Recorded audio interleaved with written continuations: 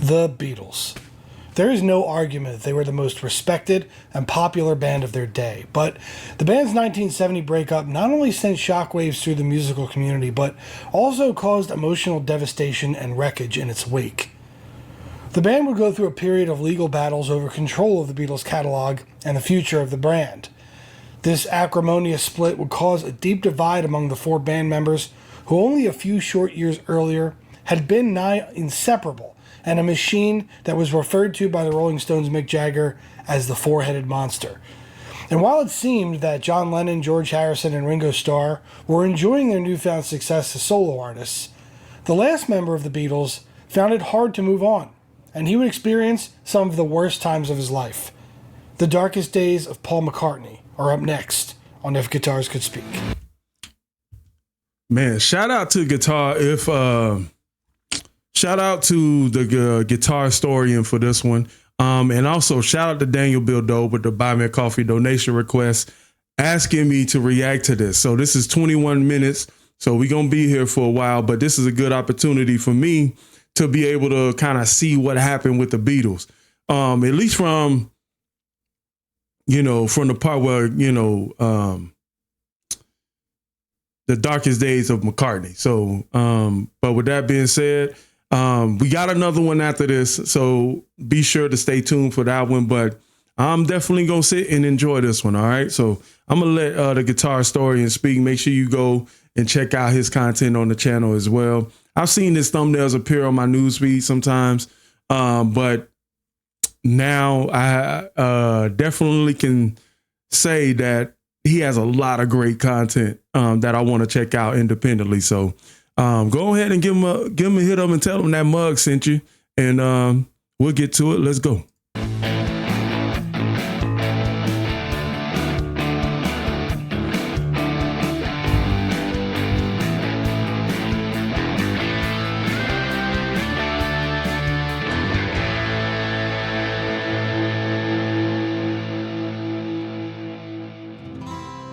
Hello friends, welcome to the 30th edition of If Guitars Could Speak.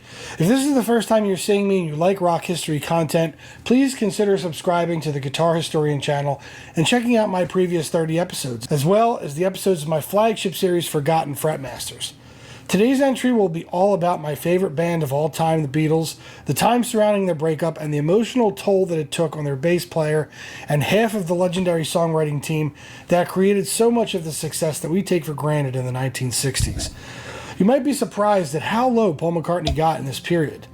If you've watched the epic documentary Get Back already, this story will pick up right where that left off. Okay. But before we take a look, let's have a little history.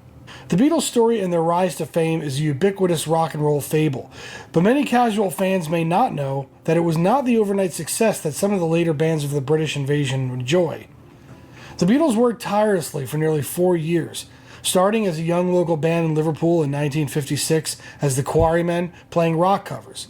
They would then move up through the late 50s, playing dance halls, and eventually falling in with a number of groups playing marathon shows in Hamburg, Germany, to a seedy group of patrons in a notoriously rough row of strip clubs and watering holes known as the Reeperbahn. But upon returning to Liverpool in 1961, they would be discovered by a local record shop owner named Brian Epstein, and it would take over 6 months of rejection for Epstein. Wait a minute. Epstein? Oh, boy. Shop owner named Brian Epstein, and it would take over 6 months of rejection for Epstein and the band to find maverick producer George Martin and his EMI subsidiary label Parlophone. And if you didn't know everything I already told you, you definitely know what happened next.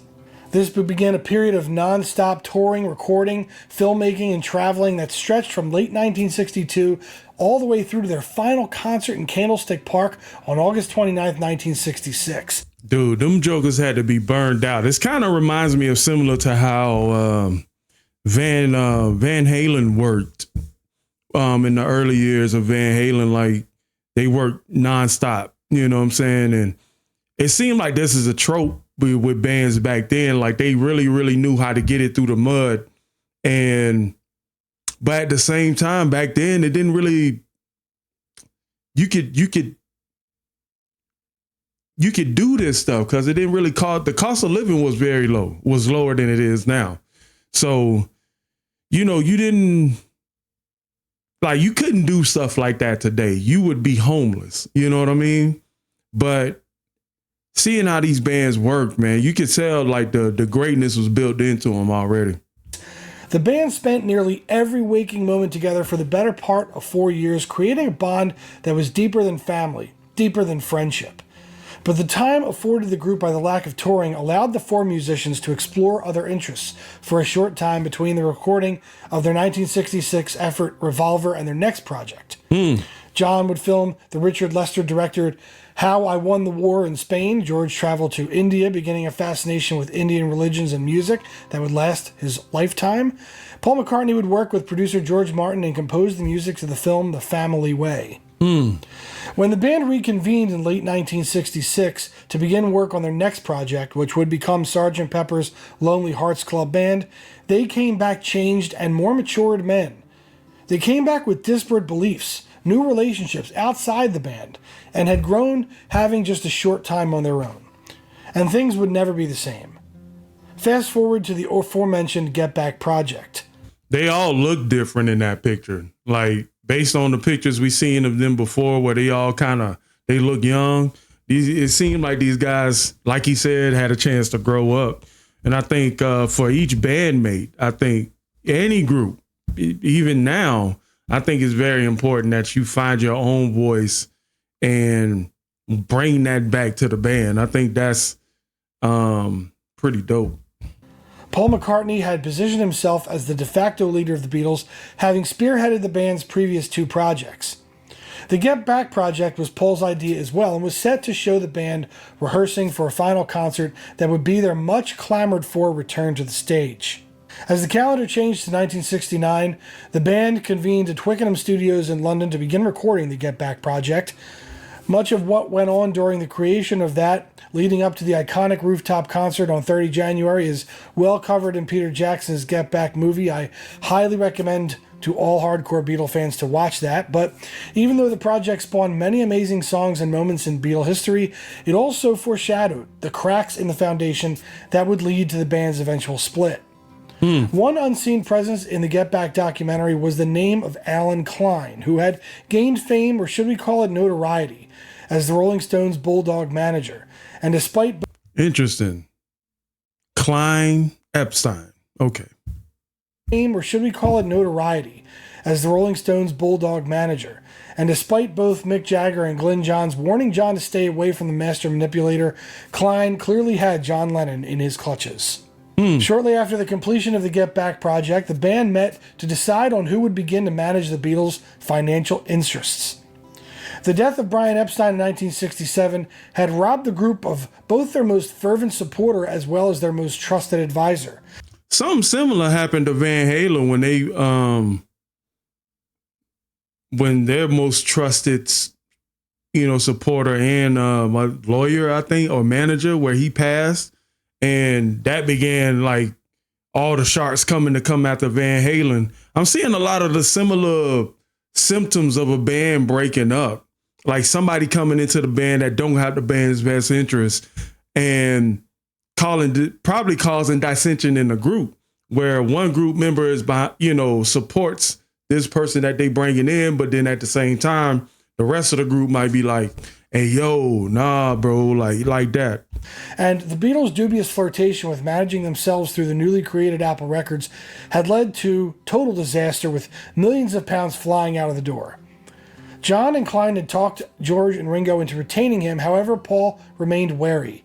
With his new marriage to photographer Linda Eastman on 12 March, he favored taking on Linda's father and brother, Lee and John Eastman, respectively, to be the band's managers. However, the other three accused Paul of nepotism and rejected the arrangement. Well, to let the tension settle temporarily. Well, that's really not what I expected, but yeah. Brother Lee and John Eastman, respectively, to be the band's managers. However, the other three accused Paul of nepotism and rejected the arrangement. To let the tension settle temporarily, Klein was named the Beatles' manager, and the Eastmans were retained as their lawyers. But this arrangement would fall apart pretty quickly, leading the other three Beatles outvoting Paul to give Alan Klein sole control of all the band's affairs. Whoa, yo, that's wild. Now, what are the name of these guys? To let the tension settle temporarily, Klein was named the Beatles' manager, and the Eastmans were retained as their Eastman? Eastmans? Okay. lawyers. But this arrangement would fall apart pretty quickly, leading the other three Beatles outvoting Paul to give Alan Klein sole control of all the band's affairs. Most inside observers would have probably thought that the Beatles as a viable entity were over. Indeed, it was with great surprise that George Martin found Paul McCartney on the other end of a phone call in June of 1969, asking Martin to help the Beatles produce a new album. From the outside looking in, we see Abbey Road as the ultimate swan song, featuring some of the Beatles' best work as a band. But inside, the tensions were still rising. John floated the idea of having the two sides of the album feature each writer's work separately, with Paul suggesting a compromise of having side one feature all the completed songs, while side two would feature a medley of shorter, less completed songs. There was an acrimonious feel to the sessions with... That's kind of out of control by what Paul did right there. Completed songs versus medleys on the back end. Dude, come on, Paul. Of shorter, less completed songs. There was an acrimonious feel to the sessions with John, George, and Ringo especially remembering the war of attrition that was the recording of Paul's track Maxwell's Silver Hammer, which none of his fellow Beatles particularly saw as his best work.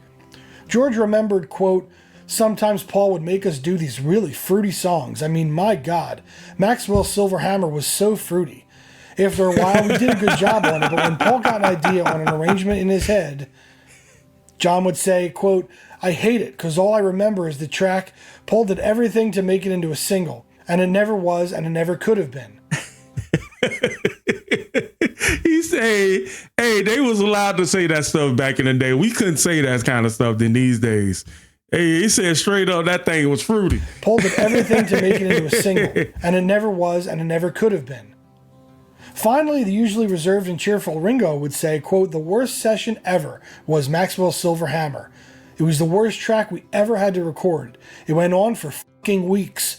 I thought it was mad." Before the album that would be called Abbey Road could even be completed, however, the first Beatle to release a solo single would be John Lennon, under the name The Plastic Ono Band. Give Peace a Chance would drop on 4 July.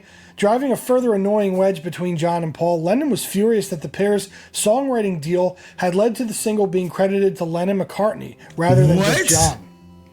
Mixing continued on Abbey Road, and the last song on which the Hold on, let me rewind that part again. that the pair's songwriting deal had led to the single being credited to Lennon McCartney rather than just John. Whoa. Driving a further annoying wedge between John and Paul, Lennon was furious that the pair's songwriting deal had led to the single being credited to Lennon McCartney. So because of the contract they signed, anything that Lennon wrote would be accredited to John McCartney. That's wild. There's some moral things happening in here that I'm starting to understand. Like, I'm not saying all of it is John's fault or all of it is Paul's fault, but just give the right creditation, bro. Like, even if it on the surface it looked like it's credited to John, it should have been credited to him. If I write something, I want it to be credited to me, not no dual crediting ship. Rather than just John. Mixing continued on Abbey Road, and the last song on which the four Beatles would contribute to the final mix of an album would take place on 20 August 1969 for the track I Want You, She's So Heavy. This would be the last time that the four Beatles were in the same studio at the same time. Wow. Up until 2019, most Beatle historians believed that this was the last time that the Beatles talked about recording anything together. Indeed, just a few months ago in 2021, Paul himself gave interviews talking about how John was the one who eventually broke the band up by leaving in late 1969. However, this news story emerged when Beatle chronicler and master historian Mark Lewison gained access to a tape made by John, Paul, and George in Ringo's absence. Ringo was in hospital for one of his many intestinal flare-ups which he'd battled since childhood. The tape became an absolute revelation in the history of the Beatles. It was a revelation because the trio discussed the band's next album, which was never to be. And the main protagonist of recording in the other album was John Lennon. The recording was made on 8 September 1969, and John's idea was that the three writers of himself, Paul, and George would contribute 4 songs each and Ringo 2. They also discussed the possibility of putting a single out before Christmas of that year. Paul's reaction to George receiving equal billing, however, was less than enthusiastic, with Paul heard saying, quote, "I thought until this album that George's songs weren't that good."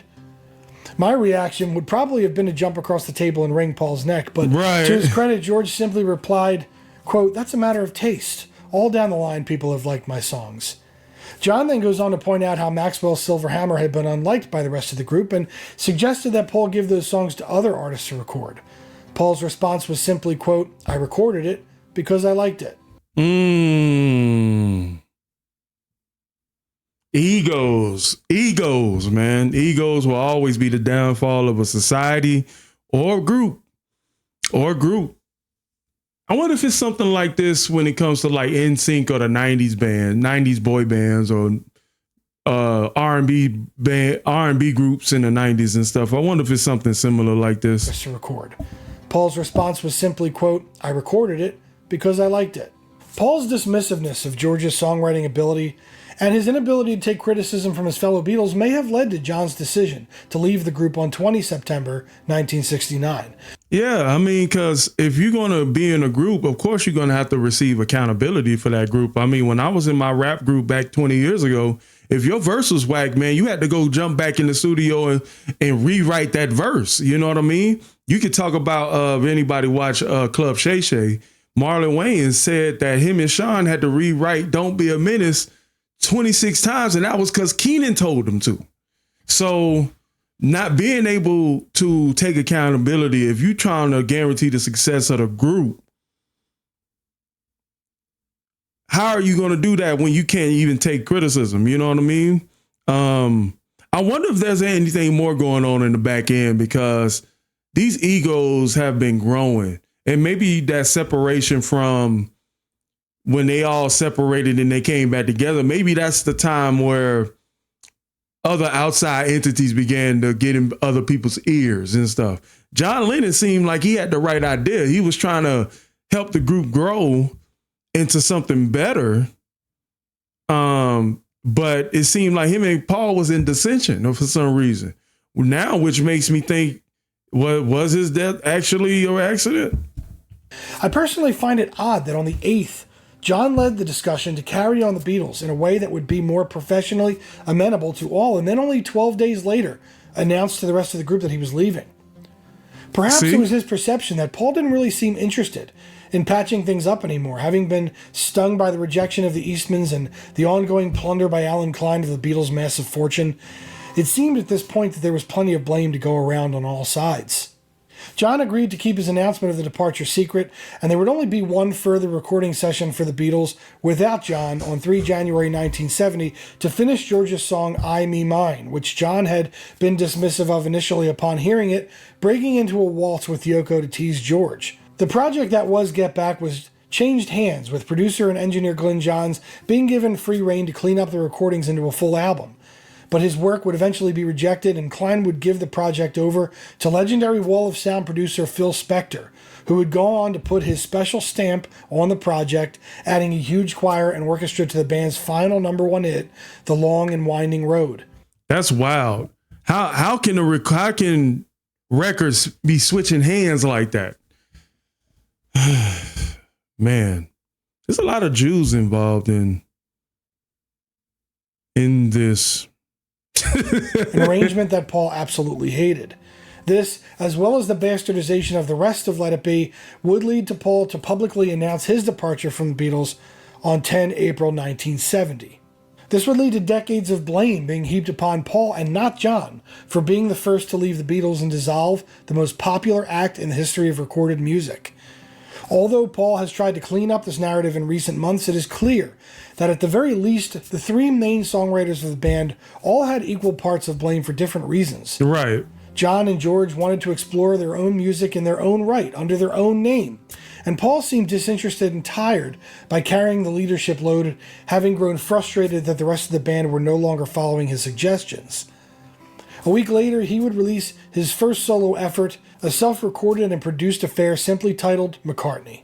This would also lead to years of legal battles that began in December of 1970, when Paul sued on New Year's Eve for the dissolution of the Beatles' contractual partnership. And it would take nearly 4 years to sort everything out, ending with John signing the papers of the Beatles' divorce in 1974. That was the public story. This was the narrative that the public knew for decades, until Paul started to talk about the days and months surrounding that 20 September 1969 meeting in which John told the others he was leaving the group. What no one knew then was that Paul McCartney suffered far more than he ever publicly let on. Paul would say in 2020 in an interview for GQ, quote, "I was thought to be the guy who broke the Beatles up and the jerk who sued his mates, and believe me, I bought into that. That's the weirdest thing. It was so prevalent that, for many years, I almost blamed myself. The only way for me to save the Beatles and Apple was to sue the band. I drank way too much and did too much of everything, and it was crazy, but I knew that it was the only thing to do, because there was no way I was going to save it for me, because there was no way I was going to work that hard for all my life and see it all vanish in a puff of smoke. I also knew that if I managed to save it, I would be saving it for them too, because they were about to give it away. They love this guy Klein." I wonder why. Like Klein is so interwoven into all this. And the thing about it, like people get involved with this kind of stuff who ain't even got nothing to do with making music. This is all legal stuff. Who belongs to what belongs to who should be getting this money, that money, writing accreditations and all that stuff. History is a wild thing, man. And then Paul suffering and stuff, and I get it. You do, when groups break up, like you do blame yourself sometimes. Maybe I should have spoke up. Maybe I should have taken some of that criticism. Like, a lot of questions be asked of your own conscience, like when stuff like this happens. It was a period of deep depression, self-doubt, and self-loathing. And it wasn't made easier by his fellow Beatles, as they all conspired with John to make what would be the equivalent of diss tracks to disparage McCartney.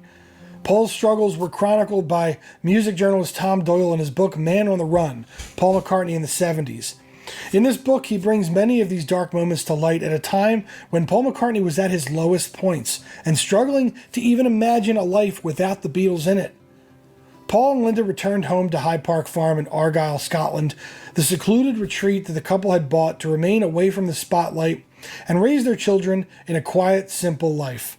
But Paul's days became filled with heavy drinking that began to start earlier and earlier in the day, until it was that most days Paul was out of commission by 3 p.m. Wow. He began to experience sleepless nights and fed this with tons of marijuana, which he told himself was fine as long as he didn't succumb to the harder stuff like John. He drifted away from writing completely, riddled with writer's block, questioning his own talent constantly. One morning, Paul literally couldn't lift his head from his pillow and thought about letting suffocation take him.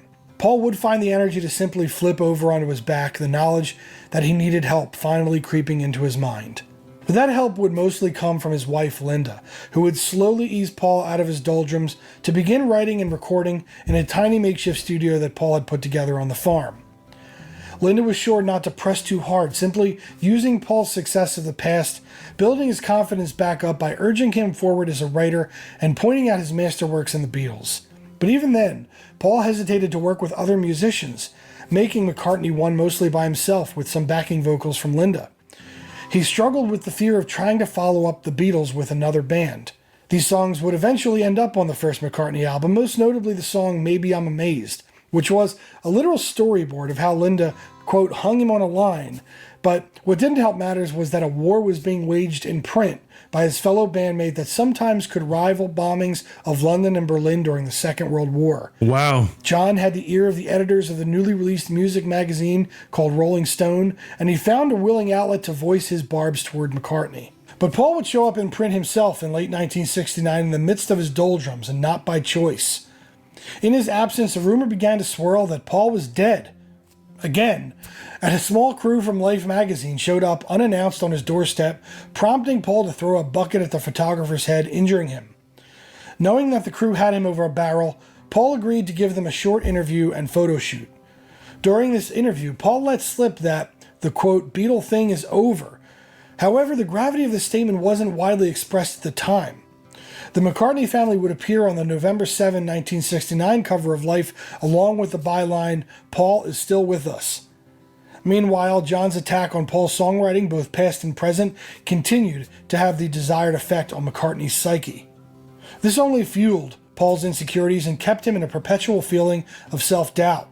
You know, when I'm listening to the narration right now, it really does make it seem like John, it makes it look like John Lennon was probably going overboard. But I don't know John Lennon personally. I don't know his demeanor or his character. But I wonder if like John and the other bandmates were kind of easily manipulated into bringing Klein in, you know what I'm saying? Because a lot of things with groups is that, and I seen this a lot in the 90s, that the lead singers be, you know, whenever music labels have struggled to bring out certain people, they put them in a group first and then make the group break up later. We saw a little bit of with TLC, SWV, NSYNC, you know what I'm saying? Like they didn't know how to bring these people in, like Beyonce, Justin Timberlake. You had to bring them in through a group. And then it's always some kind of group thing going on where, you know, one person all of a sudden wants to make a solo album or feeling unappreciated. And there's always like these magical little nodes and stuff. And I remember I was watching Making the Band on MTV a long time ago. And you saw that. You saw how other people was getting into other people's ears and these egos began to come up. So I'm like, my thing is like, who was talking to John? Because John don't look like he's an aggressive guy, but he's in these magazines going hard in the paint. So what was making John Lennon go in so hard? And maybe that's the way he expressed himself too. So we can't always say, and I'm doing this off the cuff, but we can't always say somebody's in somebody's ear. That might be his way of dealing with the frustration of that band breaking up. Years later, Paul would tell of the times when John could cut a man down to size with just a few words. Usually when John's words were directed at him, he would apologize to Paul by looking down his glasses and saying, "It's only me, Paul." But without John in the room, there was no way for his words to be misunderstood. Rolling Stone consistently panned Paul's early work while praising most of John's.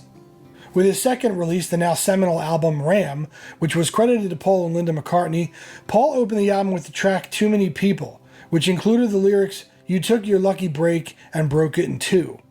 This incensed John and led to the absolutely insane diss track How Do You Sleep, which ended up on John's 1971 album Imagine, and featured none other than fellow Beatle George on slide guitar. Oh, we got to react to those. Yeah, boy, we got some 70s diss tracks. We got to react to those. I need the links to those. Quote, "The only thing you done was yesterday, and since you're gone, you're just another day." And, quote, "The sound you make is music to my ears," are just some of the lyrics in How Do You Sleep. And right on cue, Rolling Stone reviewer John Landau would call McCartney's Ram incredibly inconsequential and monumentally irrelevant. Now we know of Ram as one of Paul's best albums, but it seemed he could not escape the constant barrage of the pro-John musical press, who had set up John as a counterculture icon and hero of the oppressed, while Paul simply continued to make banal commercial music to make money. This kept Paul on a wary precipice between trusting his own talents and stopping altogether. But Paul would say, quote, "It was a choice between going on or finishing, and I loved the music too much to think of stopping." And so Paul and Linda would recruit rock veteran Denny Laine, formerly of the Moody Blues, to form Wings, with Paul feeling that a band concept would give him some measure of cover from the constant vitriol coming from his former bandmates. Wings would release their debut album in November of '71 with Wild Life, which included the plaintive ballad Dear Friend, a naked tune that features Paul's falsetto asking John, quote, "Is this really the borderline?" It seems that this song was received a bit better by John, and the acrimony would mostly die down from then on, with the pair becoming a little more invested in their own solo careers at this point. The formation of Wings had the desired effect that Paul had envisioned, keeping his wife Linda close and beginning a run of success through the 70s that would return Paul to the limelight in his own right. Okay. The decade would not be without its barbs, however, with John and music critics accusing Paul of writing mundane love songs.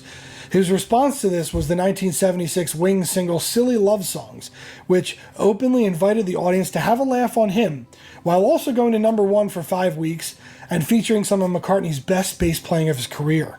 I think we reacted to that one. I thought that was a pretty dope song.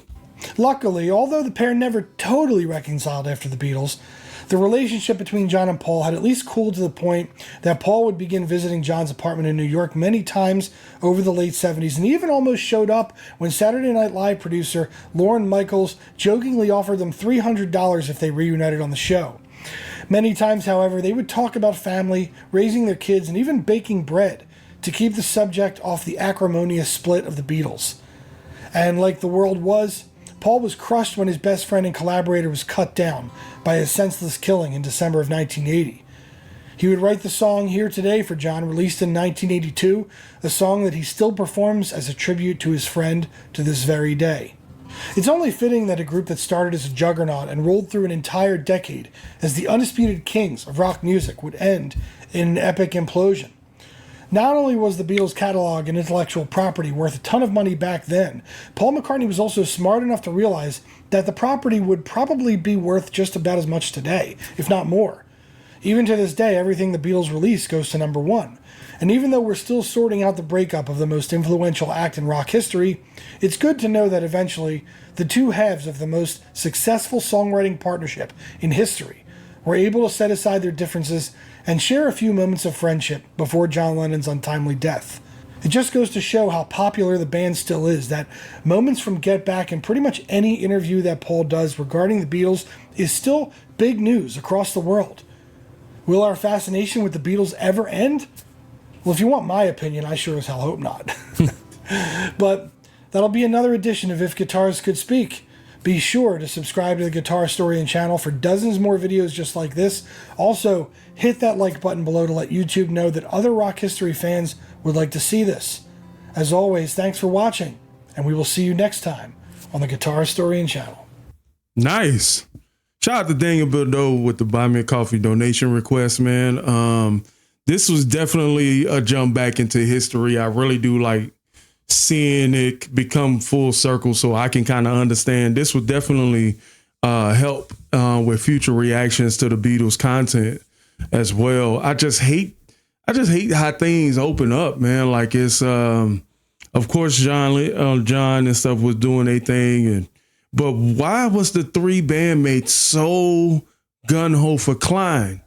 I think sometimes, like, and I'm only saying this because I got experience with being in the group, is that when too many people are literally a part of the group's dynamic, man, it can really hurt the content. It can really hurt the camaraderie in the group when you got too many voices talking about who's good, who's trash, or whatever. But in this sense, man, like what? Beatles was making money. I don't think the only dissension would have to come from, you know, the other bandmates not being appreciated by Paul and their ideas being rejected. But then when it comes to Paul, we got to do these whack songs. You know what I mean? For songs that they wouldn't be feeling. I should be a part of that process in making these tracks as well. So I don't know. A lot of history to run through, but stay tuned next time from a Daniel Bildo Buy Me a Coffee donation request. We checking out another Beatles